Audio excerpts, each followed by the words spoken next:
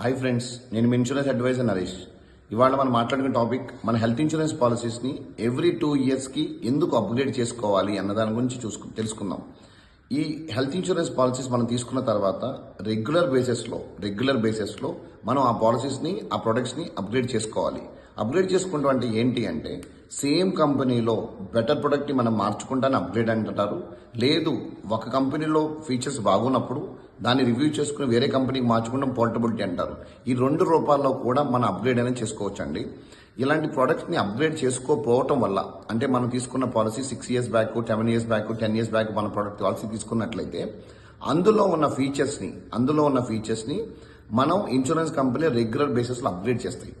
Upgrade చేసినప్పుడు కొత్త products మనం మార్చుకున్నట్లయితే ఈ అప్గ్రేడ్ ఆప్షన్స్ మిస్ అవుతాం.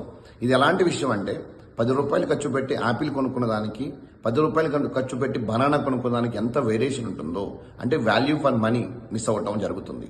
ఎప్పుడూ కూడా ఇన్సూరెన్స్ కంపెనీస్ పాత ప్రొడక్ట్స్లో కంటిన్యూస్గా రేట్లు పెంచుతాయి. కొత్త ప్రొడక్ట్స్లో రేట్లు అనేది తక్కువ రేటుకి ఎక్కువ బెనిఫిట్స్ ఇవ్వడం జరుగుతుంది. ఎందుకంటే కొత్త ప్రొడక్ట్స్లో తక్కువ క్లెయిమ్స్ ఉన్న కస్టమర్స్ ఉంటారు కాబట్టి కంపెనీస్ ఇలాంటి స్ట్రాటజీని ఫాలో అవుతాయి. నా రిక్వెస్ట్ ఏంటంటే మీ పాలసీస్ని మీరు కనుక మీ పాలసీని 3 years back, 4 years back, 5 years back, 10 years back తీసుకున్నట్లయితే ఆ పాలసీస్ని మీరు స్వయంగా రివ్యూ చేసుకుని అప్గ్రేడెడ్ ప్రొడక్ట్స్కి మార్చుకోవాలని కోరుకుంటున్నాం.